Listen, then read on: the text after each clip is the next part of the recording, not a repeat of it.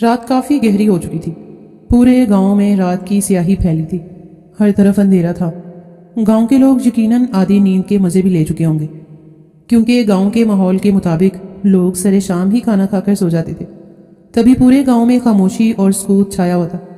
کبھی کبھی آوارہ کتوں کے بھونکنے کی آوازیں آتی اور پھر سے وہی محیط سناٹا۔ البتہ حویلی کے مرکزی دروازے پر اور اندر بھی مدھم سی روشنی دکھائی دے رہی تھی۔ ہر طرف سناٹا چھایا ہوا تھا۔ تبھی ماحول میں ہلکی سی گردش کے ساتھ نوابزادہ فاہد بلوچ کی سیاہ شیشوں والی مرسیڈیز بہت آہستگی سے حویلی کے مرکزی دروازے کے سامنے آن رکی۔ وہ اپنے آنے سے پہلے ہی خاور کو اطلاع دے چکا تھا کہ اس کی یہاں موجودگی کو حویلی میں ہر ایک سے راز رکھا جائے، اور نہایت خاموشی کے ساتھ خاور نے اس کے حکم کی تعمیل کرتے ہوئے حویلی کا مرکزی دروازہ کھول دیا تھا۔ گاڑی کی ہیڈ لائٹس بھی آف تھیں اور آہستہ آہستہ رینگتی ہوئی گاڑی پورچ میں جا رکی۔ خاور، جو کہ حویلی کا ایک عام سا ملازم تھا اور حویلی والوں کے حکم کا غلام تھا، وہ کیسے نوابزادہ کی کسی بات کو ٹال سکتا تھا؟ اسی لیے خاموشی سے مرکزی دروازہ بند کر کے وہ ایک طرف ہو گیا۔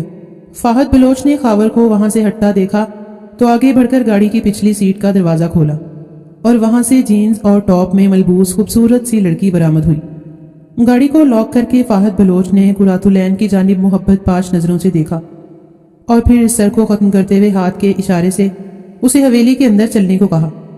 حویلی میں موجود تمام لوگ عشاء کی نماز کے بعد فوراً ہی سو جایا کرتے تھے، لہٰذا پوری حویلی میں سناٹا چھایا ہوا تھا اور حویلی کے کسی بھی فرد کے جاگے ہونے کی امید نہ تھی۔ پھر بھی احتیاطاً فاہد بلوچ قرۃ العین کو لیے سیدھا دوسری منزل پر پہنچا اور اپنے کمرے میں داخل ہو گیا۔ کمرے کا دروازہ بند کر کے فاہد بلوچ ایک بار پھر سے مسرور سی مسکراہٹ کے ساتھ پلٹا تھا اور قرۃ العین کو فرتے جذبات سے اپنے سینے سے لگا کر بولا، مجھے ابھی تک یقین نہیں آ رہا قرۃ العین کہ تم آج یہاں میری حویلی اور میرے کمرے کو رونق بخشنے آئی ہو۔ یہاں کے گھٹن زدہ ماحول میں مجھے تم کسی روشنی کی مانند لگ رہی ہو۔ صرف تمہاری وجہ سے میری آج کی رات بہت حسین اور یادگار بننے والی ہے۔ آج سے پہلے مجھے اپنی حویلی اور یہ کمرہ کبھی اتنا پسند نہیں آیا تھا، مگر آج تو سب نیا نیا اور بہت دل لبھانے والا لگ رہا ہے۔ فاہد بلوچ نے جذبات سے بولتے ہوئے قرۃ العین تک اپنی شدتوں کی حدت پہنچانے کی کوشش کی، جبکہ قرۃ العین طائرانہ نظر اس کے کمرے پر ڈالتے ہوئے شدید حیرت اور بے یقینی کا شکار تھی۔ اس کمرے کی ایک ایک چیز سے نفاست و امارت ٹپک رہی تھی۔ قرۃ العین سوچ بھی نہیں سکتی تھی کہ یونیورسٹی میں بالکل عام سا دکھنے والا فاہد بلوچ اتنی بڑی حویلی کا چشم و چراغ ہے، اور نہ کبھی جانا تھا کہ کسی گاؤں میں بھی ایسے عالی شان محل جیسے گھر دیکھنے کو مل سکتے ہیں۔ یہ حویلی شہر کی کوٹھیوں سے بھی زیادہ پرشکوہ اور حسین ترین عمارت تھی۔ ہر دیوار اور ایک ایک چیز سے پیسے کی فراوانی جھلک رہی تھی۔ حویلی سے معروف ہوتے ہوئے آج قرۃ العین کو فاہد بلوچ اور بھی حسین لگنے لگا تھا۔ اس نے لبوں پر دل فریب سی مسکراہٹ سجائی اور ادائیں دکھاتے ہوئے بڑے لاڈ سے اپنی باہیں فاہد بلوچ کے گردن کے گرد حائل کرتے ہوئے قرۃ العین بولی، چلو نا فاہد، بالکنی میں چلتے ہیں۔ تم نے مجھے یہاں آنے سے پہلے اتنا خوفزدہ کر دیا تھا کہ میں جلدی میں بس ایک نظر ہی گارڈن اور لان کو دیکھ پائی ہوں۔ بالکنی سے مجھے لان کا نظارہ دیکھنا، تم جانتے ہو مجھے گھر کا سب سے خوبصورت حصہ صرف لان ہی لگتا ہے، وہ بھی بے حد وسیع و عریض، اور ایک نظر دیکھنے سے ہی مجھے اندازہ ہو گیا تھا کہ تمہاری حویلی کا یہ لان میری سوچ اور پسند کے عین مطابق ہوگا۔ قرۃ العین فہد کو بالکونی میں چلنے کے لیے اصرار کرنے لگی۔ نہیں قرۃ العین، ایسا ممکن نہیں ہو سکتا۔ تم جانتی ہو اس حویلی کے قاعدے قانون الگ ہیں، اور میں اس حویلی کا چشم و چراغ ہوں۔ وہ شہر ہے جہاں پر اس طرح کے معاملے میں صرف لڑکی سے ہی باز پرس کی جاتی۔ اگر اس حویلی کے کسی بھی مکین نے مجھے اس طرح ایک بالکل غیر اور انجان لڑکی کے ساتھ رات کے اس پہر دیکھ لیا تو مجھ سے سختی سے جواب طلبی کی جائے گی، اور پھر ہمارے بڑے بزرگ مجھ پر دباؤ ڈالیں گے کہ میں یہاں کی کسی جاہل اور پینڈو سی لڑکی کے ساتھ ان کی خواہش کے مطابق نکاح کر لوں۔ اس لیے بہتر ہے کہ ہم اسی کمرے میں رکیں۔ بے شک ابھی سب گہری نیند سو رہے ہیں، مگر کسی کی بھی آنکھ کھل سکتی ہے۔ میں خود کو مشکل میں نہیں ڈالنا چاہتا۔ فاہد نے اپنے انکار کی وجہ پیش کی، مگر قرۃ العین اس وقت وسیع و عریض لان کو دیکھنے کے لیے بے حد پرجوش تھی۔ وہ قبائلی علاقہ جات کے روایات و طور طریقوں کے بارے میں بالکل نہ واقف تھی، اور اس وقت مارے جوش کے فاہد کی کوئی بھی بات سمجھنے سے قاصر تھی۔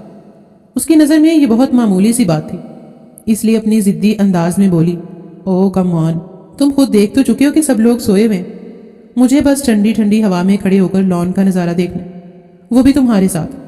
کچھ ہی دیر کی تو بات ہے، میں کون سا ساری رات رکنے کا کہہ رہی ہوں۔ اس نے کچھ اس ادا سے فاہد بلوچ کو منایا کہ فاہد بلوچ نے بھی ہتھیار ڈال دی اور اس کو لیے بالکونی میں چلا آیا، جہاں پر ہلکی ہلکی ٹھنڈی ہوا کے ساتھ لان میں موجود خوش رنگ پھولوں کی خوشبو ہر سو پھیلی ہوئی تھی۔ لان میں پیلے رنگ کے مدھم سے بلب رات کی مناسبت سے چلائے گئے تھے۔ ہلکا سا اندھیرا ہر سو پھیلا ہوا تھا، جس میں لان کا نظارہ اور بھی حسین دکھ رہا تھا۔ قریت العین کو اتنا خوش دیکھ کر فاہد بلوچ بھی سب کچھ بھول بھال کر اس کی کمر میں بازو حائل کیے لان میں موجود بیش قیمتی پھولوں اور پودوں کے بارے میں مختصر قریت العین کو بتانے لگا، جبکہ داہنی سائڈ پر موجود لان میں ٹہلتی حیا بلوچ کو یہ نظارہ دیکھ کر بے تحاشا حیرت اور شدید جلن کا احساس ہوا تھا۔ نوابزادہ فاہد بلوچ کے پہلو میں کھڑی خوبصورت سی وہ حسینہ، جو اپنے لباس اور انداز و اتوار سے ہی کسی پوش علاقے کی نہایت ماڈرن شہری لڑکی دکھ رہی تھی، اور اس کی کمر کے گرد بازو حائل کیے مگن سے انداز میں ہنستا اور بولتا ہوا فاہد بلوچ بھی حیا کو صاف دکھائی دے رہا تھا۔ حیا کو اپنے تایا کا یہ بیٹا، جو کہ پوری حویلی کا واحد فرزند تھا اور اس اعتبار سے ہر ایک پر روب جھاڑتا پھرتا تھا، ہمیشہ سے ہی بے حد ناپسند تھا۔ حیا کو یہ سب دیکھ کر ایک واقعہ یاد آنے لگا، جب فاہد بلوچ نے اس کو سختی سے ڈانٹا تھا۔ اسے آج بھی وہ دن یاد تھا جب چند سال پہلے اپنی بہترین سہیلی کی سالگرہ میں شرکت کے لیے وہ گھر والوں کو رضامند کر چکی تھی، مگر عین وقت پر فاہد بلوچ نے اس کے جانے کے بارے میں سنا تو اس کو سختی سے سالگرہ کی تقریب میں جانے سے منع کر دیا تھا، اور اکلوتا ہونے کے باعث حویلی کا کوئی بھی فرد اس کی بات کو رد نہیں کرتا تھا۔ اور جب وہ پہلی بار شہر میں کالج سے تعلیم حاصل کرنے کے لیے گئی تھی اور اسی غرض سے اپنی والدہ اور تائی کے ہمراہ مارکیٹ تک چلی گئی تھی، وہ کالج کے حوالے سے کچھ ضروری سامان کی شاپنگ کرنا چاہتی تھی۔ اس کا ارادہ سنیکرز، حجاب اور چند جوڑے وغیرہ خریدنے کا تھا، مگر وہاں پر ایک جینز حیا کو بہت پسند آئی۔ حیا کو اس پر دل آ گیا تھا، تبھی اس نے اپنے لیے وہ جینز خرید لی، مگر وہ اپنے اخلاقی قدروں کو نہیں بھولی تھی۔ کالج جانے کے کچھ وقت بعد ایک روز جب حیا اپنی جینز تایا کی بیٹی منشا بلوچ کو دکھاتے ہوئے بتا رہی تھی کہ کل وہ کالج میں پارٹی میں یہی جینز پہن کر جانے والی ہے، تو اسی وقت فاہد بلوچ وہاں سے گزر رہا تھا۔ اس نے غیر ارادی طور پر ان دونوں کی باتیں سن لی اور پہلی فرصت میں آگے بڑھ کر حیا سے وہ جینز کی پینٹ چپٹی اور دیکھتے ہی دیکھتے اس کو آگ کی نظر کر دیا۔ حیا بلوچ اس وقت اس قدر صدمے اور غم کی کیفیت میں تھی کہ اس کی آنکھوں سے آنسو بہہ نکلے تھے۔ اس نے مدد طلب نظروں سے اپنی تائی جان کی جانب دیکھا، مگر اس سے پہلے کہ تائی جان اپنے اکلوتے صاحبزادے کو اس کی حرکت پر سرزنش کرتی، وہ خود ہی بول اٹھا، تم اچھی طرح جانتی ہو ہماری حویلی کی لڑکیاں اس طرح کے بیہودہ فیشن نہیں کرتی۔ کیا کالج جانے کی اجازت ملنے پر تم اپنی حویلی کی روایات بھول گئی ہو؟ تمہیں یہ بھی یاد نہیں رہا کہ تم اس حویلی کی عزت ہو؟ کسی آوارہ لڑکی جیسا لباس تمہیں نہیں جچتا۔ آئندہ میں اس قسم کا کوئی بھی کپڑا گھر میں کسی بھی لڑکی کے ہاتھ میں نہ دیکھوں، ورنہ سب کو گھر بٹھا دوں گا۔ تعلیم حاصل کرنی ہے تو اپنی حدود کا خیال رکھنا ہوگا۔ فاہد بلوچ نے حیا کے ساتھ ساتھ باقی لڑکیوں کو بھی سختی سے تنقید کی تھی اور تن فن کرتا وہاں سے چلا گیا تھا۔ حیا کی زندگی میں بچپن سے آج تک اکثر و بیشتر فاہد بلوچ اسی طرح کوئی نہ کوئی ہنگامہ کھڑا کر کے اس کو مزید اپنی ذات سے متنفر کر چکا تھا، مگر وہ اکلوتا وارث اور ان لڑکیوں کا سربراہ بن کر ہر ایک پر اپنی مرضی مسلط کرتے ہوئے کبھی یہ نہیں جان پایا تھا کہ وہ اس طرح لڑکیوں کے دل میں ایک معتبر مقام کبھی بھی نہیں پا سکتا تھا، بلکہ شاید اندر ہی اندر سب لڑکیاں اس سے بدظن اور متنفر تھیں، جس کا حیا نے کئی بار برملا اظہار کیا تھا، اور کئی بار فاہد بلوچ کو نیچا دکھانے کے لیے اس نے چھوٹی موٹی سازشیں بھی کی تھیں، مگر ہر بار اس کی چال ناکام ٹھہرائی جاتی تھی۔ آج نواب زادہ فاہد بلوچ کو انتہائی طرح دار ماڈرن لڑکی کے ساتھ اتنے بے باک انداز میں ٹھہرا دیکھ کر وہ سمجھ گئی تھی کہ فاہد بلوچ جو حویلی کی لڑکیوں کو شرم و حیا اور رسم و رواج پر قائم رہنے کی ہدایات کرتا تھا، خود انہی بے حیا لڑکیوں میں سے ایک لڑکی کو اپنے دل میں اونچا مقام دے بیٹھا تھا، جو کسی بھی طور پر قبائلی روایات پر پورا نہیں اترتی تھی۔ روایات تو الگ بات ہے، وہ تو مشرقی اور باحیا لڑکی ہی نہیں لگ رہی تھی۔ فاہد بلوچ قرۃ العین کے ساتھ باتوں میں اس قدر مگن تھا کہ وہ ابھی تک حیا بلوچ کو نہیں دیکھ پایا تھا، مگر حیا کے تو جیسے پورے جسم میں شرارے سے پھوٹنے لگے تھے۔ وہ فاہد بلوچ جس نے کچھ عرصہ بعد حیا کے کالج جانے پر بھی پابندی لگا دی تھی اور ہر بار اس کی آزادی کی راہیں ان پر کاٹتا رہا تھا، آج خود خوش اور مطمئن کیسے رہ سکتا تھا، اور وہ بھی ساری روایات بھلا کر؟ ایسا کیسے ممکن تھا؟ جب وہ دوسروں کو حویلی کی پاسداری کے سبق دیتا رہا تھا تو خود کیوں سب بھول گیا؟ حویلی کی لڑکیوں کو قید کر کے اور ہر طرح کی خوشی سے محروم کر کے خود کس طرح آزاد، خود مختار اور مرضی کی زندگی گزار سکتا تھا؟ آج تمہیں میرے انتقام سے کوئی نہیں بچا سکتا۔ فہد بلوچ، تم نے بہت دل آزاری کی ہے ہم سب لڑکیوں کی۔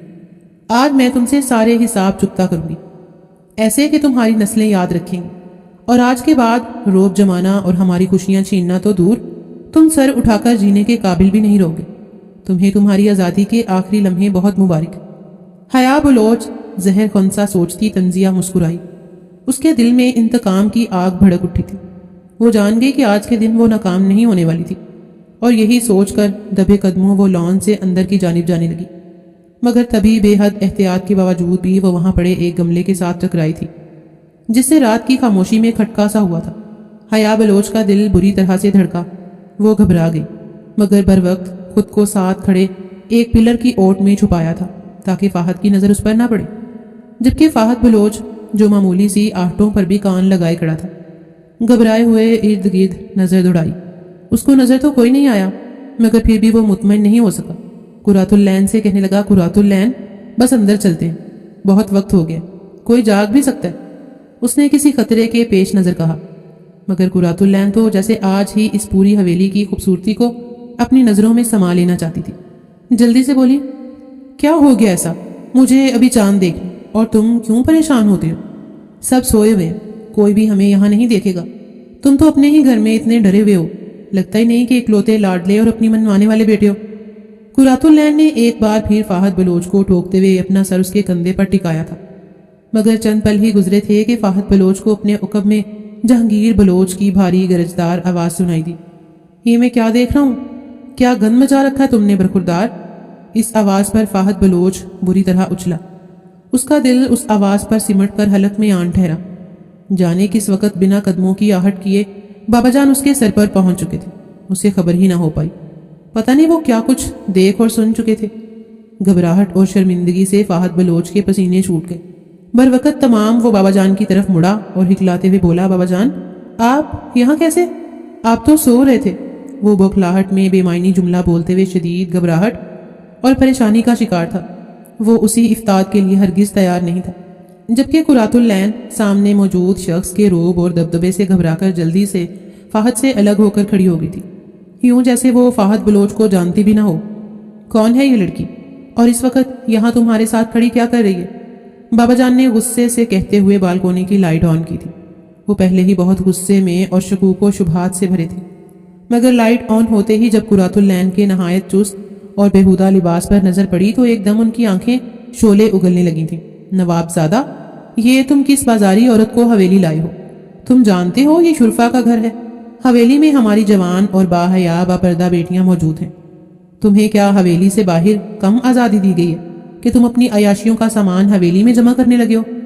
کب سے شروع کیا ہوا ہے تم نے یہ گرا ہوا کام؟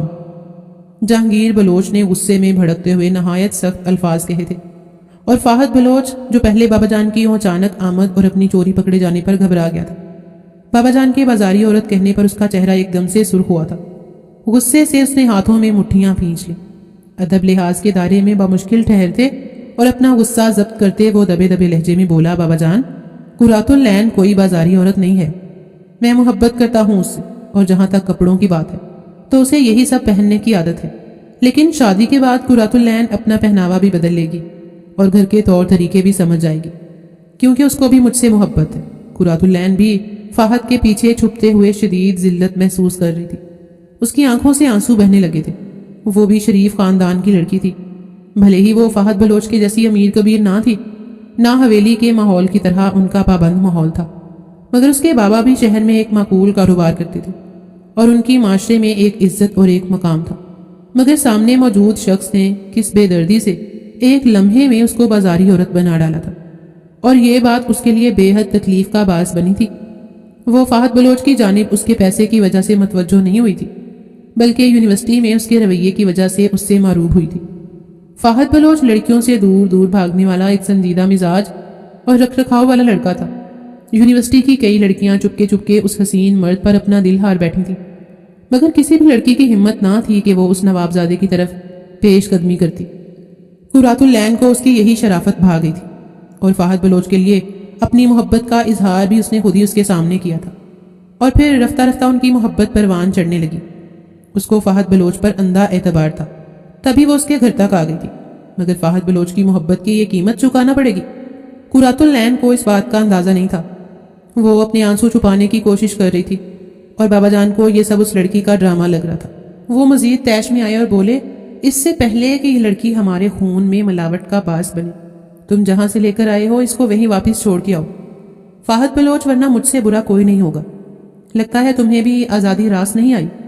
جہانگیر بلوچ غصے میں حکم جاری کرتے ہوئے فہد کو دھمکی دے کر وہاں سے یہ سوچتے ہوئے پلٹ آئے تھے کہ صبح ہونے سے پہلے یہ لڑکی یہاں سے جا چکی ہوگی۔ کوئی نہیں جانتا تھا کہ اس وقت جہانگیر بلوچ کے دماغ میں کیا چل رہا، جبکہ سامنے کھڑی حیا فہد بلوچ کی اس طرح عزت افزائی ہوتا دیکھ کر محفوظ ہو رہی تھی۔ اس کے چہرے پر فاتحانہ چمک تھی اور دل میں جیسے برسوں کی لگی آگ پر ٹھنڈے چھینٹے برسے تھے۔ وہ اپنی روایات اور اصولوں کا پکا تھا، شاید اسی لیے قرۃ العین کو آج حویلی لے کر آیا تھا۔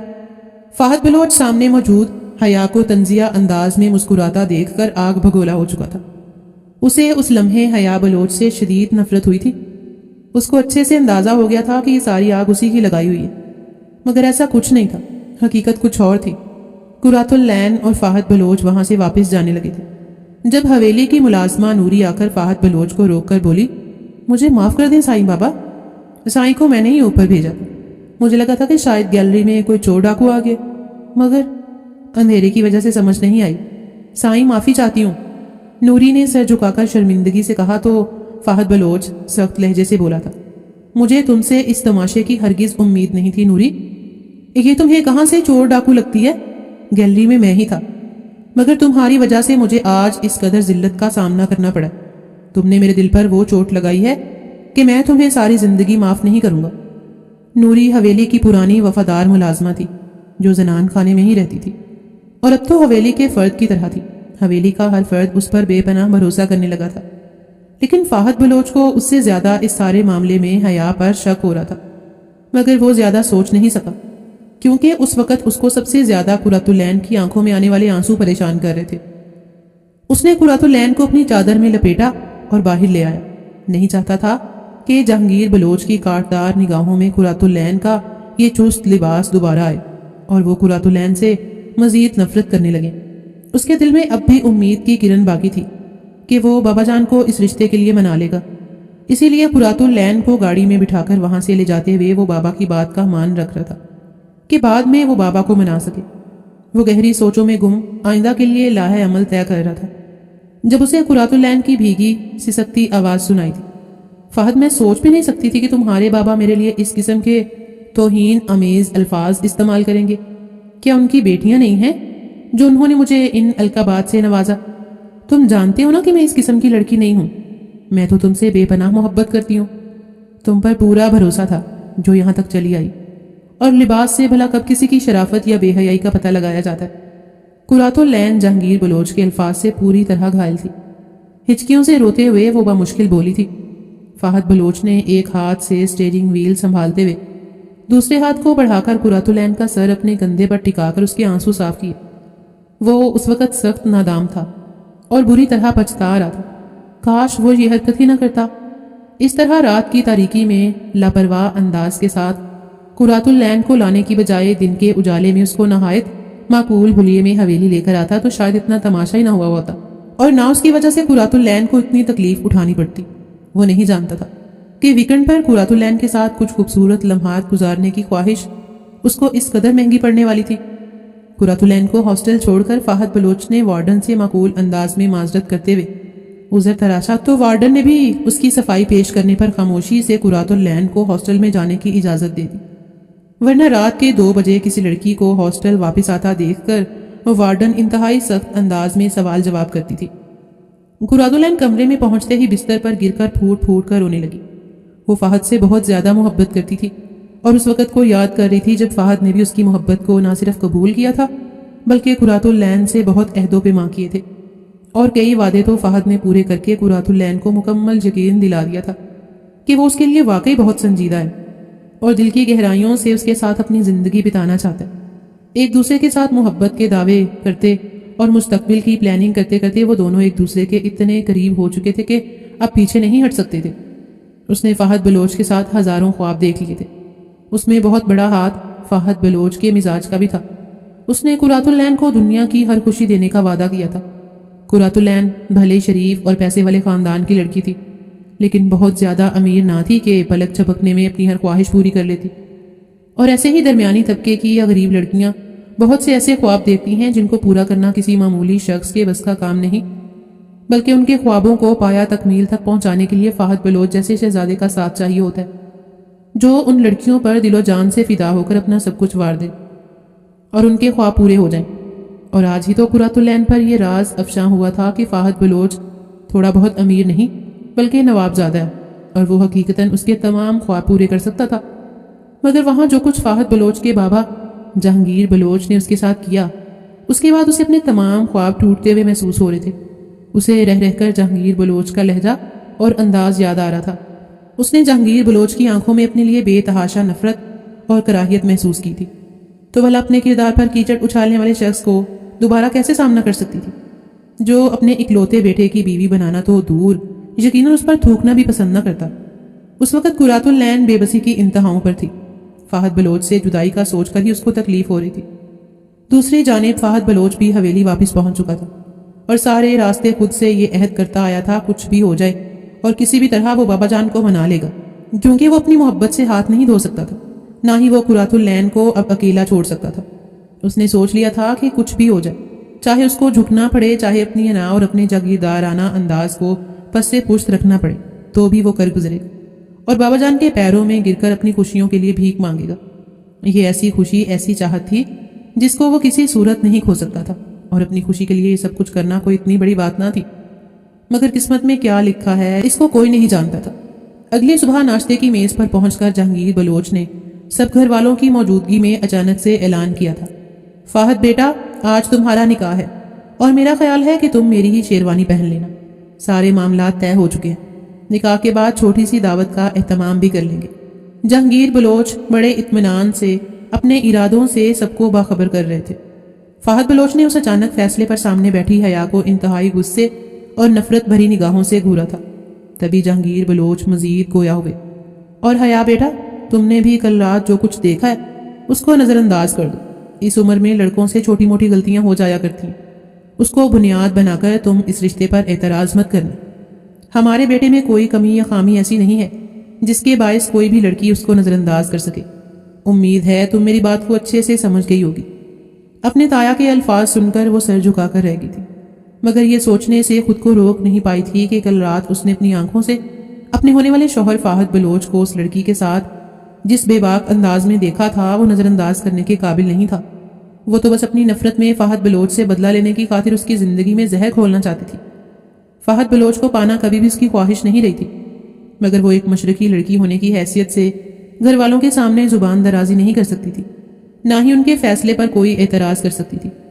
اس لیے خاموشی سے سر جھکا دیا اور جیسے تیسے ناشتہ کر کے اپنے کمرے میں چلی آئی۔ فہد بلوچ کی اس قدر شعلہ باز نگاہوں کو سوچتے ہوئے وہ اپنی آئندہ زندگی میں مشکلات کے بارے میں سوچنے لگی تھی، مگر تھک ہار کر خود کو وقت و حالات کے دھارے پر چھوڑ کر اپنے آپ کو مزید تھکانے سے باز رکھا۔ البتہ حیا اتنی بڑی خبر سن کر شدید حیران ہوئی تھی۔ اسے اندازہ نہیں تھا کہ پورے خاندان کا سب سے قابل اور سلجھا ہوا بندہ یوں اس کے آنگن میں چاند بن کر اترنے والا تھا۔ اس پہلو سے سوچتے ہوئے اس کی نفرت اور انتقامی جذبات جیسے رفتہ رفتہ سرد پڑ چکے تھے۔ کتنی ہی دیر بے یقینی سے اس خبر کو سمجھنے کے بعد اس کی حیرت خوشگواری میں بدل گئی۔ بھلے ہی وہ فہد بلوچ سے نفرت کر رہی تھی اور اس کو تنگ کرنے کے لیے دن رات گوشہ رہتی تھی، اور اسے لگتا تھا وہ فہد بلوچ سے شدید نفرت کرتی ہے، مگر اس وقت فہد بلوچ کا نام اپنے نام کے ساتھ جڑنے کی خبر سن کر وہ جیسے ماضی کی تمام تر بیزاری، نفرتیں اور بدگمانیاں سب کچھ ایک پل میں مٹا چکی تھی، اور فہد کے ساتھ اپنے مستقبل کے سہانے خواب آنکھوں میں سجا بیٹھی تھی۔ اپنے اندر کی اس اچانک تبدیلی پر وہ خود بھی حیران تھی، مگر یہی خبر جب فہد بلوچ کو سنائی گئی تو اس کے حواس ساتھ چھوڑنے لگے تھے۔ اسے اپنے کانوں پر یقین نہیں آ رہا تھا کہ ایک رات میں بابا جان نے اچانک اتنا سنگین فیصلہ کیسے کر لیا تھا۔ نفرت کی ایک شدید لہر اس کے پورے جسم میں دوڑ گئی تھی۔ وہ اپنی محبت کو اس طرح بے موت مرتا نہیں دیکھ سکتا تھا، اور نہ ہی یوں بزدلوں کی طرح خاموش بیٹھ کر یہ سارا تماشا ہوتا دیکھ سکتا تھا۔ اس لیے ایک جھٹکے سے اٹھا اور سیدھا جہانگیر بلوچ کے کمرے کی جانب چل پڑا۔ دروازے پر دستک دے کر اس نے اندر آنے کی اجازت طلب کی تھی۔ جہانگیر بلوچ نے اندر آنے کی اجازت دی تو دروازہ کھول کر فہد بلوچ ان کے سامنے جا کھڑا ہوا۔ وہ بھی یہی توقع کر رہے تھے کہ فہد بلوچ مزید کوئی بدمزگی نہیں پھیلا سکتا۔ اپنے تئیں وہ رات کو فہد بلوچ کو دھمکانے کے انداز میں اچھی طرح سے باور کرا چکے تھے کہ جو اس کی خواہش تھی وہ کسی صورت بھی جہانگیر بلوچ کے لیے قابل قبول نہیں تھی، اور پر یقین بھی تھے کہ انہیں دوبارہ فہد بلوچ کو کچھ بھی سمجھانے کی ضرورت نہیں تھی۔ مگر اس کے چہرے کے بدلتے رنگ اور پتھریلے تاثرات نے انہیں احساس دلایا تھا کہ یہ بات اتنی معمولی نہ تھی، تو وہ ذہنی طور پر ہر بات کے لیے تیار ہو کر اسے بیٹھنے کا اشارہ کرتے ہوئے بولے، آؤ نواب زادے، کیا تم کچھ کہنا چاہتے ہو؟ جہانگیر بلوچ نے اپنے خدشوں کو فہد بلوچ پر عیاں نہیں ہونے دیا اور متوازن لہجے میں گویا ہوئے، جی بابا جان، کیا میں یہ پوچھ سکتا ہوں کہ آپ نے مجھے بتائے بغیر اتنا بڑا فیصلہ کیسے کر لیا، جبکہ آپ اچھی طرح جان چکے ہیں کہ میری خوشی کس بات میں؟ فہد بلوچ نے اپنے آنے کی وجہ پیش کی، کیا تمہیں لگتا ہے کہ ابھی میں تم سے ان معاملات میں کوئی رائے لینا چاہوں گا؟ مجھے جو فیصلہ کرنا تھا وہ میں کر چکا ہوں، اور مزید مجھے اس معاملے میں کوئی بحث نہیں کرنی، میں اپنے فیصلے پر مطمئن اور قائم ہوں۔ جہانگیر بلوچ کے لہجے میں سختی در آئی تھی، مگر مجھے آپ کا یہ فیصلہ بالکل منظور نہیں، فہد بلوچ نے فوراً ٹوکا تھا، میرا فیصلہ قبول کرنے کے علاوہ تمہارے پاس دوسرا کوئی راستہ بھی نہیں ہے برخوردار، ہم نے صرف تم تک اپنا فیصلہ پہنچایا تھا، تم سے تمہاری رائے نہیں پوچھی۔ جہانگیر بلوچ نے ایک بار پھر سے اسے باور کرانے کی کوشش کی تھی کہ وہ اب اس کو کسی بھی قسم کی رائے دینے کے حق میں نہیں تھے۔ مجھے آپ کا یہ فیصلہ ہرگز منظور نہیں ہے بابا جان، اور میں یہ شادی بالکل نہیں کروں گا۔ فہد بلوچ نے ان کی بات کو رد کیا تھا، ٹھیک ہے، اگر تمہیں یہ شادی نہیں کرنی تو پھر یہ بھی مت بھولو کہ میں تمہیں اپنی جائیداد سے آگ بھی کر سکتا ہوں، پھر دیکھتا ہوں وہ آزاد پنچھی تمہیں قبول کرتی ہے یا نہیں، جو صرف دولت کی خاطر تم سے چپکی ہوئی ہے۔ جہانگیر بلوچ نے طنزیہ لہجے میں کہتے ہوئے اپنی پوری کوشش کی کہ فہد بلوچ کو اس کے ارادوں سے باز رکھ سکیں، مگر وہ شاید بھول گئے تھے کہ فہد بلوچ کی رگوں میں انہی کا خون تھا، وہ بھی انہی کی طرح ضدی اور اپنی بات منوانے کا عادی تھا۔ دولت، جائیداد، اس سے کوئی فرق نہیں پڑتا، ایسے میں جائیداد سے آگ ہو جانے کی دھمکی اس پر کاریگر ثابت نہیں ہوئی تھی۔ شاید وہ سمجھے تھے کہ فہد کو روکنے کے لیے ایک یہی دھمکی کافی ہے، وہ اس دھمکی پر عمل نہیں کرنے والے تھے، کیونکہ جہانگیر بلوچ کے پاس اور کوئی بیٹا نہ تھا، وہی ان کی دولت اور جائیداد کا اکلوتا وارث تھا۔ اگر وہ اسے ہی آگ کر دیتے تو پھر خالی ہاتھ رہ جاتے۔ فہد بلوچ نے سرد نگاہ جہانگیر بلوچ پر ڈالی تھی، کیونکہ وہ بھی یہ سب اچھی طرح سے جانتا تھا کہ اگر جہانگیر بلوچ اس کو خود سے دور کرتے ہیں تو پھر ان کے پاس بڑھاپے کا کوئی بھی سہارا باقی نہیں بچے گا۔ ان کی صرف 2 ہی بیٹیاں تھیں جو بیاہی جا چکی تھیں، اور بیٹا اس پوری حویلی میں ایک فہد ہی تھا۔ ان کے چھوٹے بھائی توقیر بلوچ کا بھی کوئی بیٹا نہ تھا، بلکہ ایک لوتی بیٹی تھی، اس لیے اسے بھی اس دھمکی کی پرواہ نہیں ہوئی تھی۔ جانتا تھا کہ جہانگیر بلوچ کا یہ غصہ صرف وقتی ابال ہے، جو کچھ بھی عرصے میں ختم ہو جائے گا۔ جہانگیر بلوچ نے اپنی بات کا کوئی اثر ہوتا نہ دیکھا تو ایک دم بھڑک اٹھے اور غصے سے بولے، ٹھیک ہے، اگر ایسا ہے تو ایسا ہی صحیح، میری بات کان کھول کے سن لو، آج دوپہر 12 بجے تمہارا اس سے نکاح ہے، اور اگر تم اس نکاح سے انکار کرتے ہو تو میں نہ صرف تمہیں بلکہ تمہاری ماں کو بھی طلاق دے کر اس حویلی سے رخصت کر لوں گا۔ خود ہی سوچ لو اپنی فضول خواہشات کے پیچھے کیا تم اپنی ماں کو اس عمر میں ذلیل کرواؤ گے؟ جہانگیر بلوچ کے اس کاری وار کے لیے فہد بلوچ تیار نہ تھا، ایک دم سے بوکھلا کر سامنے بیٹھی ماں کو دیکھنے لگا۔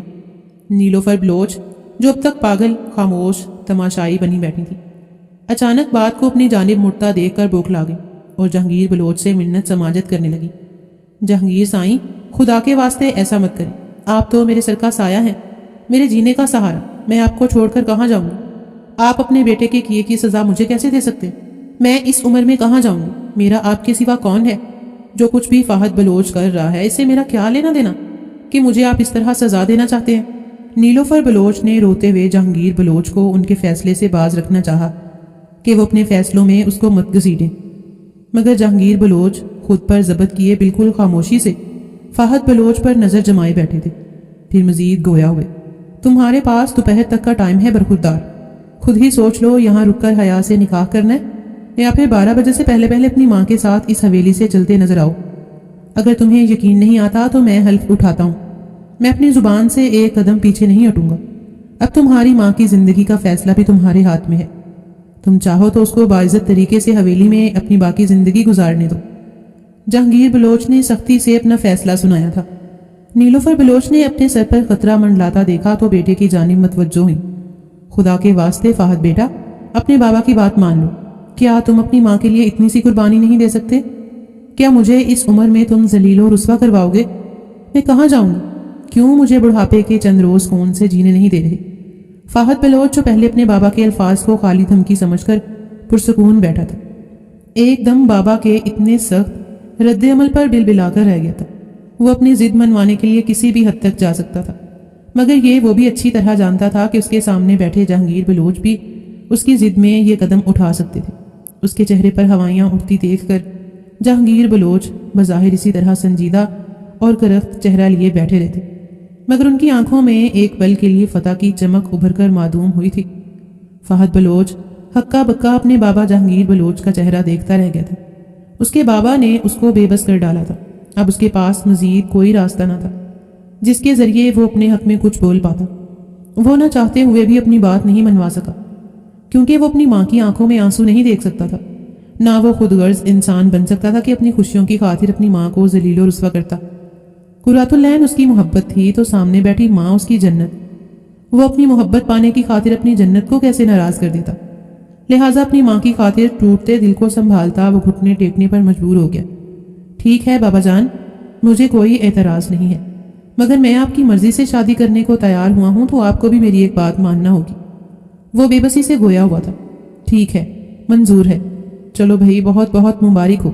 آج دوپہر کو یہ تقریب ہے اور بہت سے کام بھی کرنے، اس نیک کام کے لیے کچھ اہتمام بھی کرنا ہے۔ جہانگیر صاحب لاپرواہی سے فہد بلوچ کی بات سنے بنا ہی سب کو مبارک دیتے اپنی جگہ سے اٹھ کھڑے ہوئے تھے، اور یوں ظہر سے پہلے نہایت سادہ سی تقریب میں فہد بلوچ اور حیا بلوچ نکاح کے بندھن میں بندھ چکے تھے۔ ایک جانب حیا بلوچ جس کے چہرے پر شرم و حیا کی لالی بکھری تھی، تو دوسری طرف فہد بلوچ تھا جس کے چہرے پر سرد اور پتھریلے تاثرات سب کو واضح دکھائی دے رہے تھے۔ وہ ضبط کی انتہاؤں پر تھا، مگر سب خاموش تھے کیونکہ نکاح ہو چکا تھا۔ وقت کے ساتھ سب کچھ خود ہی ٹھیک ہو جانا تھا، یہ گمان وہاں موجود سبھی لوگوں کو ہوا تھا۔ رات کو تھکی ہاری حیا بلوچ زندگی میں پہلی بار جب فہد بلوچ کے کمرے میں پہنچائی گئی تو حیرت سے کمرے میں موجود ایک ایک چیز کو دیکھ رہی تھی۔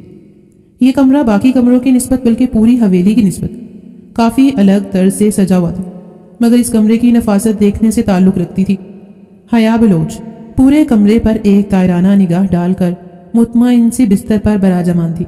تبھی دروازے کے باہر کھٹکا سا ہوا۔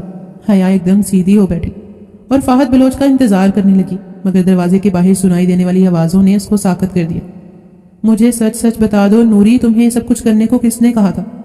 ورنہ میں تمہیں جان سے مار ڈالوں گا۔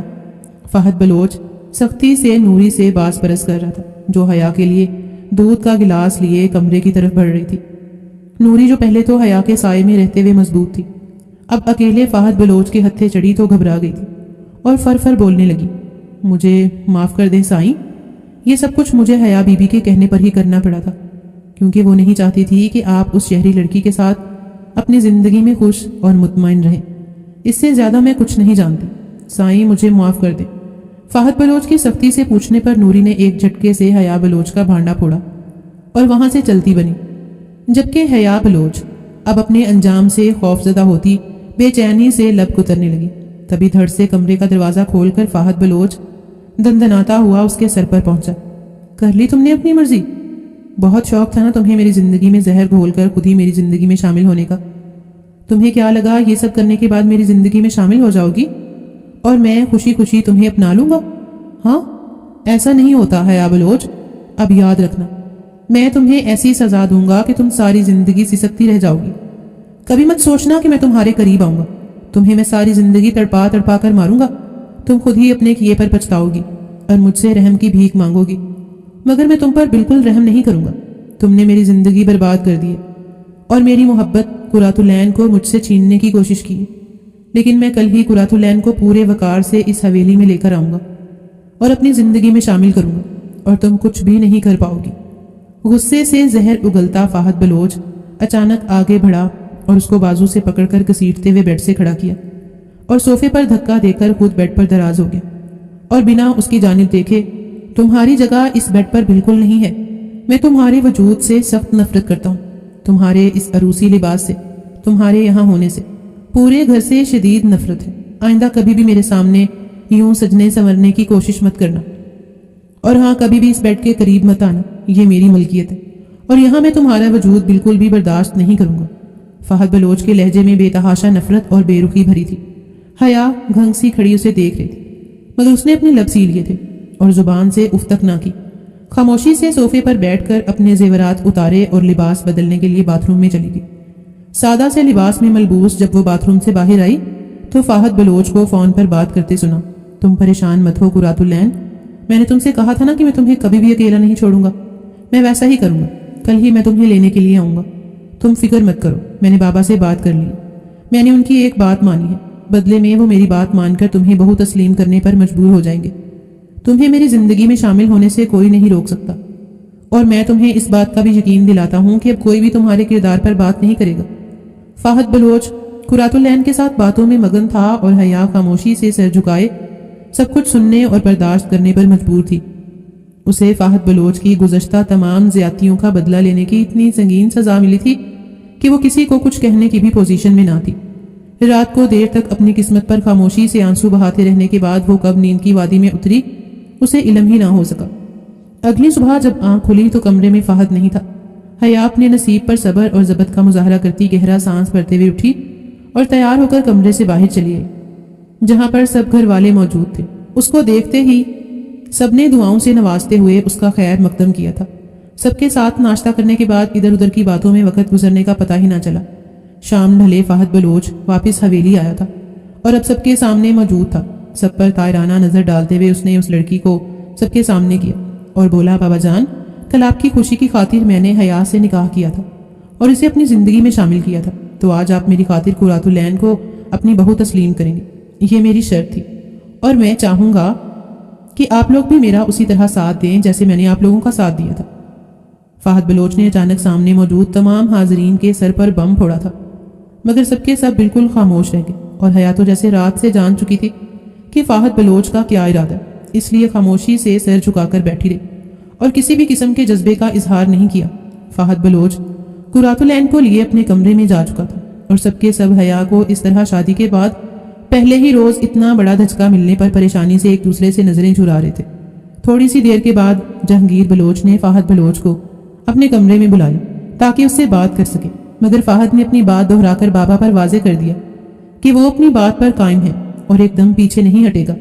میں آپ کو پہلے بھی کہہ چکا ہوں بابا، میں نے آپ کی بات مانی ہے اور اب آپ میری بات مانیں گے اور قرۃ العین کو اس گھر کی بہو تسلیم کریں گے۔ جہانگیر بلوچ اس کی بات نظر انداز کرتے ہوئے ڈھٹائی پر مبنی لہجے میں بولی، میری بہو حیا ہے اور یہ بات تم اچھی طرح جانتے ہو، جی وہ صرف آپ کی بہو ہے جس کو آپ اپنے شوق اور اپنی مرضی سے لائے ہیں، وہ میری بیوی کبھی نہیں بن سکتی، نہ بنے گی۔ میری محبت قرۃ العین ہے اور میری بیوی بھی صرف وہی ہے، میں باقاعدہ نکاح کر کے اسے گھر لایا ہوں، اس لیے آپ لوگوں کا حق بنتا ہے کہ میری بیوی کو دل سے تسلیم کر لیں، ورنہ آپ لوگوں کا کوئی بھی غلط عمل حیا کے لیے مسائل پیدا کر سکتا ہے۔ وہ اپنی بات کر کے وہاں سے چلا گیا تھا۔ جہانگیر بلوچ نے گہری سانس بھر کر خود کو نارمل کیا، وہ بھتیجی کی وجہ سے پھنس چکے تھے۔ حیا کو بلا کر اس کے سر پر ہاتھ رکھ کر گویا ہوئے، تم پریشان نہ ہو بیٹی، میں ان شہری چال باز لڑکیوں سے نپٹنا خوب جانتا ہوں، تم دیکھنا یہ لڑکی فاحد بلوچ کی زندگی سے اس طرح جائے گی کہ فاحد بلوچ دوبارہ کبھی بھی اس کو واپس نہیں لا پائے گا، سب کچھ ٹھیک ہو جائے گا، تم فکر مت کرو۔ بابا جان حیا کو تسلی دیتے ہوئے دماغ میں آئندہ لاہے عمل تیار کرنے لگے۔ وہ رات فاحد بلوچ اور قرۃ العین کے لیے بہت خوبصورت تھی، جبکہ حیا نے وہ پوری رات کانٹوں پر لوٹتے ہوئے گزاری تھی۔ اگلی صبح حویلی میں ایک نیا ہنگامہ برپا ہو چکا تھا۔ فاحد بلوچ کی صبح جب آنکھ کھلی تو قرۃ العین کمرے میں موجود نہ تھی۔ فاحد بلوچ نے پاگلوں کی طرح اس کو ڈھونڈنے کے لیے حویلی کا چپا چپا چھان مارا، مگر وہ کہیں ہوتی تو دکھائی دیتی۔ وہ پریشان ہوتا ہوا حیا کے کمرے میں پہنچ کر غصے سے بھڑکتے ہوئے اس پر چڑھ دوڑا، قرۃ العین کہاں ہے؟ تم نے اس کے ساتھ کیا کیا ہے؟ مجھے پورا یقین ہے کہ میری بیوی کو تم نے کہیں غائب کیا ہے، سیدھی شرافت سے مجھے قرۃ العین کا پتہ دے دو ورنہ میں تمہیں جان سے مار ڈالوں گا۔ فاحد بلوچ غصے سے بپھرا، حیا کا بازو سختی سے دبوچے جانے کچھ بول رہا تھا کہ جہانگیر بلوچ اچانک کمرے میں آئے اور کہنے لگے، اس میں حیا کا کوئی قصور نہیں ہے، تمہارا ہی دماغ خراب ہو گیا تھا کہ اس شہری لڑکی کو اپنی بیوی بنا کر حویلی میں لے آئی۔ تمہاری بیوی مجھ سے اس رشتے کی قیمت وصول کر کے خود ہی واپس شہر جا چکی۔ جہانگیر بلوچ نے قرۃ العین کے بارے میں فاحد بلوچ کو آگاہ کیا تھا۔ جھوٹ، بالکل جھوٹ، یہ غلط بات ہے، ایسا نہیں کر سکتی، وہ مجھ سے محبت کرتی ہے، آپ لوگوں نے اس کے ساتھ کچھ کیا ہے۔ فاحد بلوچ ہوش میں آؤ، نہیں کرتی وہ تم سے کوئی محبت، وہ خاندانی لڑکی نہیں تھی، اسی لیے اپنے رشتے کی قیمت وصول کر کے چلتی بنی۔ خاندانی لڑکیاں حیا جیسی ہوتی ہیں جو اپنی آنکھوں سے سب کچھ دیکھنے کے بعد بھی نہ صرف تمہیں قبول کر چکی ہے بلکہ مجھے یقین ہے کہ اگر اس کو کبھی اس طرح کسی آزمائش سے گزارا جائے تو یہ بزدلوں کی طرح بھاگ جانے کی بجائے ڈٹ کر حالات کا مقابلہ کرے گی، مگر تم پر آنچ بھی نہیں آنے دے گی، نہ کبھی تمہارا ساتھ چھوڑنے پر تیار ہوگی۔ جہاں تک رہی اس لڑکی کی بات، تو تم چاہو تو میں تمہیں حلف نامہ بھی دکھا سکتا ہوں۔ ارے اس لڑکی نے تو میرے ایک بار کہنے پر منہ پھاڑ کر 5 کروڑ مانگ لی۔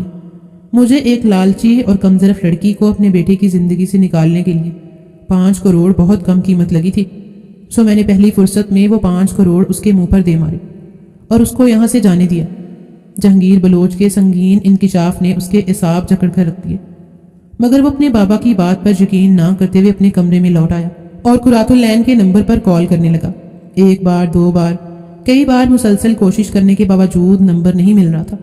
کافی دیر تک کوشش کرتے رہنے کے بعد ملاکر قرۃ العین نے کال اٹینڈ کر ہی لی تھی، مگر بالکل خاموش رہی۔ فہد بلوچ نے خود بے صبری سے بات شروع کی۔ قرۃ العین، تم کہاں ہو؟ اس طرح مجھے بتائے بغیر تم کیسے جا سکتی ہو؟ تم ٹھیک تو ہو نا؟ کسی نے تمہیں نقصان پہنچانے کی کوشش تو نہیں کی؟ قرۃ العین، مجھے بتاؤ، ان سب سے نپٹنا آتا ہے مجھے۔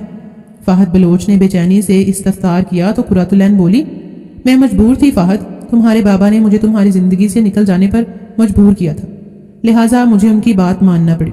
فہد بلوچ کے پوچھنے پر قرۃ العین نے اپنی زبان سے خود ہی اعتراف کر دیا، تو کیا بابا نے جو کہا ہے وہ سب سچ ہے؟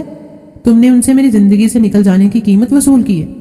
فہد بلوچ بے یقینی سے گویا ہوا تھا۔ تو میں اور کیا کرتی فہد؟ میں مجبور تھی۔ تمہارے بابا مجھے عزت کی نگاہ سے نہیں دیکھتے، اور نہ ہی تمہاری حویلی میں کسی اور نے مجھے تمہاری بیوی کی حیثیت سے قبول کیا تھا۔ میں ساری زندگی یوں نفرت اور ذلت بھری نگاہوں کا سامنا کرتے ہوئے نہیں گزار سکتی تھی۔ اور پھر تم اپنے الفاظ یاد کرو، تم نے پہلی بار اپنے بابا کے سامنے کیا کہا تھا کہ میں اپنا طور طریقہ بدلوں گی؟ یعنی تمہیں خود بھی میرے طور طریقے اچھے نہیں لگ رہے تھے؟ میں ایک آزاد خیال لڑکی ہوں، بچپن سے ہی جس ماحول میں پلی بڑی ہوں اسی کے مطابق زندگی گزاری، مگر کبھی بھی کوئی بھی حد کراس نہیں کی۔ مگر میرے ظاہری حلیے کو دیکھ کر تمہارے بابا نے میرے لیے اتنے سخت الفاظ استعمال کیے، میں برداشت کر گئی، مگر تم بھی میرا ساتھ دینے کی بجائے مجھے بدلنا چاہتے تھے۔ پھر تمہاری پہلی بیوی، وہ بھی ایک اٹل حقیقت ہے، تم اپنی اس خاندانی بیوی کو چھوڑنے والے نہیں تھے، اور میں سوتن کے ساتھ زندگی نہیں گزار سکتی تھی۔ تم نے مجھے دھوکے میں رکھا، اگر تم مجھے اپنی شادی کا بتا دیتے تو میں تبھی تمہیں انکار کر دیتی۔ جہاں تک بات پیسوں کی ہے تو میں نے گھر سے بھاگ کر تمہارے ساتھ شادی کی ہے، جس کی وجہ سے میرے بابا کی اتنی بدنامی ہوئی ہے اور وہ اپنا سب کچھ چھوڑ چھاڑ کر راتوں رات واپس گاؤں چلے گئے تھے، تو ایسے میں مجھے ان کے نقصان کو بھرنا تھا۔ تم نے مجھ سے شادی کی تھی تو حق مہر بھی تو دینا تھا، سمجھ لو کہ یہ حق مہر کی ہی قیمت ہے۔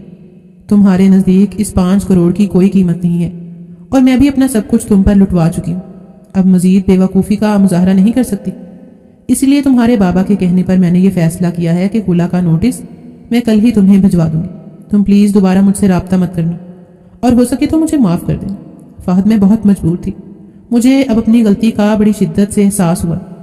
تم قبائلی لوگوں کے رسم و رواج کے ساتھ میں زندگی نہیں گزار سکتی۔ قرۃ العین نے ٹوٹے ہوئے لہجے میں اپنی بات مکمل کی تھی اور بنا مزید کوئی بات سنے کال کٹ کر دی۔ قرۃ العین کا یہ روپ دیکھ کر فہد بالکل پتھر کا ہو چکا تھا۔ وہ اس کی محبت تھی جس کی خاطر اس نے اپنے بابا کے سامنے بھی آواز اٹھائی تھی، اور اپنی بیوی کو اس طرح سے نظر انداز کر کے قرۃ العین کو پورے وقار کے ساتھ حویلی میں لے کر آیا تھا اور پورے مان سے اپنا چکا تھا۔ اس کی خاطر ایک ایک سے لڑتا رہا تھا، اپنی پہلی بیوی کو اس کے حق سے محروم رکھا۔ چند پیسوں کی خاطر قرۃ العین نے چھوڑ دیا، صرف اس لیے کہ وہ فہد کی خاطر نہ کوئی سختی جھیلنا چاہتی تھی اور نہ اس کی محبت میں اپنا رنگ ڈھنگ چھوڑنے کو تیار تھی۔ فہد کا دل ٹوٹنے لگا، مگر پھر اس کے کانوں میں یہ الفاظ گونجے، میں مجبور تھی، تمہارے بابا نے مجھ سے خود کہا تھا کہ میں تمہاری زندگی سے نکل جاؤں، اس کے بدلے مجھے جو چاہیے میں لے سکتی ہوں، اس لیے مجھے یہ فیصلہ کرنا پڑا۔ تو فہد کی آنکھوں میں ایک بار پھر سے شرارے پھوٹنے لگے۔ کچھ بھی ہو، قرۃ العین کو مجبور کرنے والے بابا سائیں تھے، اور یہ سب کچھ انہوں نے صرف حیا کی وجہ سے کیے، یعنی سب میں ایک بار پھر حیا کا ہاتھ ہے۔ ایک بار پھر سے اس کی سوچوں کا رخ حیا کی طرف مڑ چکا تھا، اور اپنے دماغ میں جاری جنگ کے باعث تیزی سے اٹھا اور حویلی سے گاڑی لے کر نکل گیا تھا۔ اس کے بعد شام تک بے مقصد گاڑی بھگاتے ہوئے فہد بلوچ نے غصے اور نفرت کی آگ کو ٹھنڈا کرنے کی ناکام کوشش کی۔ قرۃ العین کی جدائی کے احساس سے اس کی آنکھیں بار بار بھیگ رہی تھیں، اور ہر بار اپنی آنکھوں کو سختی سے رگڑتے ہوئے وہ حیا بلوچ سے پہلے سے بھی زیادہ نفرت محسوس کرتا۔ شام ڈھلے وہ تھک کر واپس گھر لوٹا اور بنا کسی سے سلام دعا کیے سیدھا اپنے کمرے میں چلا گیا۔ اس کی حالت کو سب گھر والے سمجھ رہے تھے، اسی لیے خاموشی اور صبر سے اس کے غصے کو ٹھنڈا ہونے کا انتظار کرنے لگے، مگر کوئی بھی نہیں جانتا تھا کہ وہ کس نہج پر سوچ رہے۔ رات کو کھانا ٹرے میں سجا کر حیا بلوچ خود ہی ہمت کرتی کمرے میں آئی تھی۔ وہ جانتی تھی اس کے شوہر نے صبح سے کچھ بھی نہیں کھایا تھا، غصے اور پریشانی کے باعث وہ خود سے کچھ نہیں کہے گا، لیکن ایک بیوی ہونے کے ناطے حیا بلوچ کو خود ہی اس کی صحت کا خیال رکھنا تھا۔ حیا کو اس طرح ٹرے اٹھائے کمرے میں داخل ہوتا دیکھ فہد بلوچ جھٹکے سے کھڑا ہوا تھا۔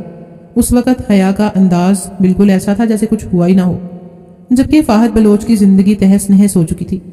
حیا نے اس کے خطرناک تیور دیکھے تو گھبرا کر کھانے کی ٹرے جلدی سے میز پر رکھی اور جانے کے لیے مڑی، مگر تب تک فہد اس کے سر پر پہنچا اور اس کی بازو اپنی آہنی شکنجے میں دبوچتے ہوئے گررا کر بولا، تم کیا سمجھتی ہو؟ تم یہ سب چالیں چل کر میرے دل میں اپنی جگہ بنا سکتی ہو؟ کچھ نہیں حیا بلوچ، تم کبھی بھی میرے دل یا زندگی میں جگہ نہیں بنا پاؤ گی۔ میرا دل آج بھی قرۃ العین کے نام سے دھڑکتا ہے اور ہمیشہ اسی کا ہی نام لیتا رہے گا۔ تمہیں میں نے پہلے ہی دن اچھی طرح باور کرا دیا تھا کہ تمہاری میری زندگی میں کوئی بھی حیثیت نہیں، مگر تم پھر بھی باز نہیں آئی اور ہمیشہ کی طرح ایک بار پھر تم نے میری خوشیوں کو آگ لگا دی، مگر اب مزید میں تمہیں برداشت نہیں کروں گا۔ یہ کہتے ہوئے فہد بلوچ حیا کو بازو سے پکڑ کر گھسیٹتے ہوئے اسٹور روم کی جانب لے گیا۔ اسٹور روم میں لے جا کر حیا کو اندر کی جانب دھکیلا تو وہ لڑکھڑا کر زمین پر جا گری تھی، مگر اس وقت فہد بلوچ کی آنکھوں میں خون سوار تھا۔ اس نے اسٹور روم کا دروازہ بند کیا اور بھگتا جھکتا واپس اپنے کمرے میں چلا آیا۔ حیا کافی دیر تک رو رو کر سب کو پکارتی رہی تھی۔ اسے اندھیرے میں ڈوبے اسٹور روم میں ڈر لگ رہا تھا، رو رو کر اس کا حلق خشک ہو چکا تھا، مگر فہد وہاں سے جا چکا تھا اور حویلی میں اور کوئی نہیں جانتا تھا کہ حیا اسٹور میں بند ہے۔ وہ اسٹور حویلی کے بالکل ایک کونے میں ہونے کی وجہ سے باقی امارات سے اتنا دور تھا کہ حیا کی چیخو پکار کوئی نہیں سن سکا۔ جانے کتنی دیر تک روتے اور چیختے رہنے کے بعد وہ تھک کر زمین پر ہی بیٹھ چکی تھی اور بے آواز آنسو بہانے لگی۔ حیا کو بند کر کے فہد بلوچ کمرے میں واپس آ کر بستر پر دراز ہوا۔ چند پل کے لیے اس کی روح کو تسکین حاصل ہوئی تھی۔ اچھا ہے، چند روز اسی طرح اسٹور میں بند رہے گی تو اس کی عقل ٹھکانے آئے گی۔ میں نے اس کو 1000 بار منع کیا تھا کہ میری زندگی سے دور رہے، مگر یہ ہر بار میری زندگی میں بے جا مداخلت کرتی رہی ہے۔ چھوٹی موٹی غلطیوں کو تو وہ کسی خاطر میں نہیں لاتا تھا، مگر اتنی بڑی غلطی کو نظر انداز نہیں کر سکتا تھا۔ پہلے قرۃ العین کے ساتھ ہونے پر بھی بابا جان کو بھیجا، مگر تب بھی اس کی نفرت ختم نہیں ہوئی اور میرا بسا بسایا گھر برباد کر دیا۔ میری محبت، میرا چین سکون، سب کچھ مجھ سے چھین لیا۔ اب میں بھی تمہارے پاس کچھ بھی سلامت نہیں رہنے دوں گا۔ حیا بلوچ، تمہارا وہ حال کروں گا کہ تم منت کرو گی مجھ سے رشتہ ختم کرنے کے لیے، تب تمہیں سمجھ آئے گی تم نے نوابزادہ فہد بلوچ سے دشمنی کر کے بہت بڑی غلطی کی ہے، اس لیے تم اس سزا کی حقدار ہو۔ اپنے آپ کو مطمئن اور پرسکون کرتا فہد بلوچ کافی حد تک غصے پر قابو پا چکا تھا اور کافی گہری نیند سویا، مگر صبح سویرے نوری کے دروازہ دھڑ دھڑانے پر اس کی آنکھ کھلی تو ایک دم ہڑبڑا کر اٹھ بیٹھا۔ نوری دروازہ بری طرح پیٹتے ہوئے ساتھ ساتھ بولتی جا رہی تھی، چھوٹے سائیں جلدی کریں، دیکھیے حیا بی بی کو کیا ہو گیا، خدا کے لیے جلدی آ جائیے، حیا بی بی کی حالت بہت خراب ہے۔ فہد نے نوری کے یہ الفاظ سنے تو بے ساختہ بستر سے نیچے اتر آیا۔ جو کچھ بھی تھا، حیا نہ صرف اس کی چچازاد تھی بلکہ ایک انسان بھی تھی، اور اس ناطے وہ کبھی بھی اس کو جان سے مارنا نہیں چاہتا تھا۔ وہ شرمندگی میں گھر گیا۔ گھر کا کوئی فرد ابھی تک نہیں جان پایا تھا کہ حیا اسٹور روم میں ساری رات بند رہی تھی۔ یہ تو نوری کسی کام سے اسٹور روم میں گئی اور حیا کو ساکت پڑا دیکھ کر سیدھی فہد کے پاس آئی تھی۔ نوری کی بات سن کر وہ بھاگ کر اسٹور روم میں گیا تھا اور حیا کا نیلا پڑتا وجود باہوں میں بھر کر تیزی سے گاڑی کی طرف بھاگا۔ تھوڑی دیر میں وہ لوگ ہسپتال پہنچ چکے تھے۔ ڈاکٹر نے حیا کو دیکھتے ہوئے اس کو ICU میں شفٹ کر دیا تھا۔ اگلے 5 روز تک حیا کی حالت بگڑتی جا رہی تھی۔ وہ زندگی اور موت کی کشمکش میں تھی اور باہر فہد بلوچ ICU کے ٹھنڈے فرش پر جانماز بچھائے اپنے رب سے اپنی غلطیوں کی معافی مانگتے ہوئے حیا کی زندگی کے لیے دعا گو تھا۔ ڈاکٹرز کا کہنا تھا کہ اس کو کسی زہریلی چیز نے کاٹ لیا جس کے باعث اس کا بچنا بے حد مشکل ہے۔ یہ خبر فہد بلوچ کے لیے ذہنی اذیت کا باعث بن رہی تھی۔ اپنے غصے اور نفرت میں وہ اتنی بڑی غلطی کر بیٹھا تھا، وہ بھی اس محبت کی خاطر جس نے جانے سے پہلے اس کو آگاہ کرنا بھی مناسب نہ سمجھا۔ اگر وہ مجبور بھی تھی تو اپنی سوچ اور اپنے فیصلے سے فہد کو آگاہ کر کے جا سکتی تھی۔ یوں خفیہ طریقے سے جانے کہاں جا چکی تھی اور خلا کا فیصلہ بھی کر چکی تھی، مگر فہد بلوچ نفرت کے باعث اس حقیقت کو نظر انداز کر گیا تھا اور ہر بات کا قصوروار صرف اور صرف حیا کو ٹھہراتے ہوئے اسے سنسار کرنے چلا تھا۔ 5ویں روز ڈاکٹرز اور نرس تیزی سے ICU کی جانب آتے دیکھ کر اس کا دل کسی انجانے خوف سے دھڑک اٹھا تھا۔ ایک نرس سے پوچھنے پر پتہ چلا تھا کہ حیا کی حالت مزید بگڑتی جا رہی تھی۔ اس کے بعد وہ نرس پیشہ ورانہ انداز میں اس کو دعا کرنے کا کہہ کر وہاں سے تیزی سے ICU میں گئی تھی۔ اس وقت حویلی کے تمام لوگ حیا کی زندگی کے لیے دعا گو تھے اور ابھی تک حیا کے ساتھ ہوئے اس حادثے کی اصل وجہ سے لا علم تھے، مگر فہد خود کو ان سب کا مجرم سمجھتے ہوئے ان سے نظریں نہیں ملا پا رہا تھا۔ تھوڑی دیر کے بعد ڈاکٹروں نے اس کو خوشخبری سنائی تھی کہ حیا کی حالت اب خطرے سے باہر تھی۔ شام تک اس کو روم میں شفٹ کر دیا گیا تھا اور باری باری سب اس سے مل کر آئے تھے۔ فہد بلوچ صبر کے ساتھ انتظار کرتا رہا تھا اور سب کے بعد وہ شکستہ قدموں سے چلتا ہوا کمرے کی جانب گیا تھا۔ اسے کچھ سمجھ نہیں آ رہی تھی کہ وہ حیا کا سامنا کیسے کرے گا، جو اس کی خود غرضی کی وجہ سے موت کے منہ سے واپس آئی تھی۔ کمرے میں داخل ہوا تو حیا نے اس کو دیکھتے ہی اپنا رخ موڑ لیا تھا۔ اس کی آنکھوں سے آنسو موتیوں کی مانند رخسار پر پھیلتے چلے گئے تھے۔ فہد بلوچ نے اپنے آپ کو ذہنی طور پر تیار کر لیا۔ اب شاید حیا اس کو کبھی معاف نہ کرے، مگر پھر بھی وہ اپنی غلطی کی معافی ضرور مانگے گا۔ فہد بلوچ نے اس کی جانب قدم بڑھائے اور اس سے بات کرنا چاہی، مگر حیا ٹھہرے ہوئے لہجے میں بس اتنا بولی، یہ تکلیف میرے نصیب میں لکھی تھی، مجھے کسی سے کوئی شکوہ نہیں ہے، میں آرام کرنا چاہتی ہوں۔ اتنی بات کر کے اس نے فہد کو کچھ بھی کہنے سے روکا تھا۔ اس کے بعد فہد نے بہت بار کوشش کی کہ حیا ایک بار اعلیٰ ظرفی کا مظاہرہ کرتے ہوئے اس کی بات سن لے۔ اس کے بعد بھلے اس کو ساری زندگی معاف نہ کرے، بے رخی برتے، مگر اس کو مزید شرمندہ نہ کرے۔ اس دوران ایک بات اس نے بڑی شدت سے نوٹ کی تھی، گھر والوں نے اپنے تئیں پوری کوشش کی تھی کہ وہ حیا سے جان سکیں آخر یہ سب کیسے ہوا تھا۔ کچھ نہ کچھ اندازہ حویلی کے ہر فرد کو تھا، مگر حیا نے اپنی زبان نہیں کھولی تھی اور یہی کہا تھا کہ میں کسی کام سے اسٹور میں گئی تھی، مگر اندھیرے کی وجہ سے مجھے یہ پتہ نہیں چل سکا کہ وہاں کوئی زہریلی چیز بھی موجود ہوگی جس کے ڈھسنے میں اس حالت کو پہنچی ہوں۔ اس کے علاوہ اس نے کوئی بات نہیں کی تھی اور بہت اعلیٰ ظرفی سے فہد بلوچ کو سب کی نظروں سے بچا لیا تھا، مگر اس کے انداز پر فہد بلوچ مزید اپنی نظروں میں مجرم بن کر رہ گیا تھا۔ بابا آپ نے سچ کہا تھا، خاندانی عورت کبھی بھی ساتھ نہیں چھوڑتی۔ کاش میں آپ کی اس بات کو پہلے سمجھ جاتا تو شاید مجھے یہ دن نہ دیکھنا پڑتا، مگر میں تو اپنی انا کی جنگ لڑنے میں اس قدر مصروف تھا کہ مجھے اپنے رشتوں کی کسی بات پر یقین نہیں آیا تھا۔ فہد اپنے دل میں باپ سے مخاطب تھا۔ اس وقت وہ بے حد اذیت میں مبتلا تھا اور اسے اس اذیت سے صرف حیا ہی نکال سکتی تھی، مگر جانے کب وہ اس کو معاف کرتی۔ ابھی تک حیا نے اس کی بات سننا گوارا نہیں کی تھی اور اس کا یہ